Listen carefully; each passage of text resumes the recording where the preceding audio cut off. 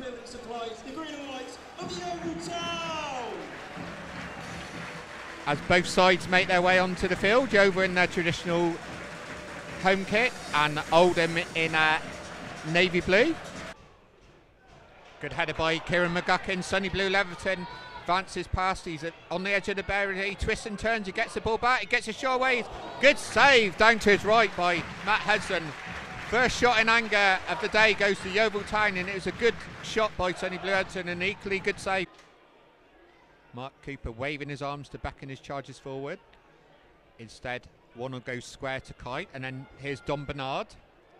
Yeovil using the good width for the pitch there as Michael Smith plays the ball in. There's appeals by Oldham for throw, and then Michael Smith plays the ball in. Sonny Blu Lo-Everton gets the ball in, and there's controversy here because Yeovil have taken the lead in the 10th minute. Yeovil played the ball from left to right, and Michael Smith, there was appeals from the Oldham players that the ball had gone out of play. They're going across to the assistant, but there was no flag. Yeovil played to the whistle. Michael Smith carried on going, played a lovely reverse ball into Sonny Blu Lo-Everton, who had ran from left to right, and he played the ball and he hit it under Matt Hudson into the net, and Yeovil Town have taken the lead, Rick. Nah, the referee's having none of this. The ball stayed in play. You're taught when you're a lad or a young girl, when you start playing the game, you play to the whistle. Oldham switched off, anticipating a throw in, which, to be fair, looked very much like the ball did stay in play. Michael Smith carried on playing, and Sonny Blu Lo-Everton applied the finish. Here come Yeovil. Sonny Blu plays the ball, ping McGuckin, it forced him wide, but he's going to get there. Rotherham low knee plays it back to Josh Sims in the support, plays a nice two. Kieran McGuckin gets a shot away, but he just drags it with his left foot. But Yeovil not sitting back on their lead that they've been accused of in the past, Rick, and looking for a second goal whilst they're on top. Certainly is. Because you could quite easily at this stage of the season, you could be, as they say, on the beach, but no, yeah. It looks like Yeovil are here. Yeah. Smith aims for McGuckin. He don't get it first time, but he gets it second time. Drifts back onto his left foot. Tries a low curler, and it's just to the right-hand side of Matt Hudson. And really good play that by Kieran McGuckin. He got the throw from Michael Smith, and he didn't get the first ball. Right, 35 yards from goal. Just to the right of centre. Towards the back coast. Kitchener and one will go out. They both had a piece of each other's shirts there. Still bobbling around on the edge of the box, and then the shot come in by Cian Hallett. In his attempt to get over the ball and keep it down, it sort of took the power out of the shot in trying to get his technique right. Just behind him. They're going to have to get bodies around him as quickly as possible. Otherwise, the ball's just going to come straight back, exactly. Isn't it? So Don Bernard puts it. Here is McGuckin. Appeals for offside not given. McGuckin gets into the penalty area. Takes a heavy touch. Hooks the ball across. Sonny Blu Lo-Everton. 2-0 to Yeovil Town. Kieran McGuckin's been hurt in setting up that goal, but Sonny Blu Lo-Everton has a brace, and Yeovil Town have two, and they're into the 49th minute, and it's 2-0 to Yeovil Town. Tenacity from McGuckin there. Looked like he had a heavy touch in that, but he just kept going.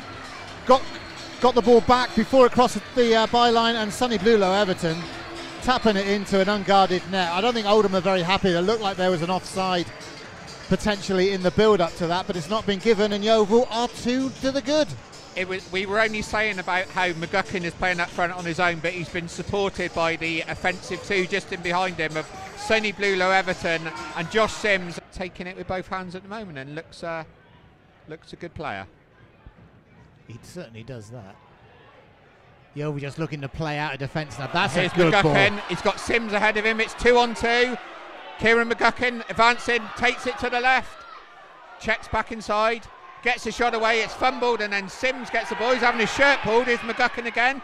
And it was Finn Cousin Dawson joining the attack, and he just leant back, the number 5, and hit it into the terrace. And back out to Caprice, seeing a lot of the ball in the last 10 minutes or so. Caprice again, he drifts in field, plays the ball to Conlon. He gets a shot away. It's a really good shot. He just, as we were saying, the most technically gifted of what we've seen of Oldham this afternoon.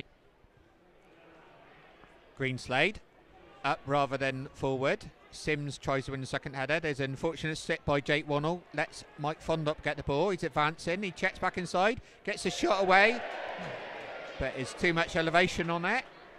Flower here, the referee, like he's a rugby player. Here's Caprice, gets a shot away, it's a good one, it's in! Oldham have got the goal in the 92nd minute. It's a really good strike from Jake Caprice. He was 25 yards out. I had a perfect view of it, Rick and I, and he got the ball out of his feet, and Oldham have got hope. And in the 92nd minute, far side now, it's going to be Tom Pett, a right-footed in-swinger this time. Here it comes, it's a flat one. The goalie goes for it, but there's a really good, someone's been caught.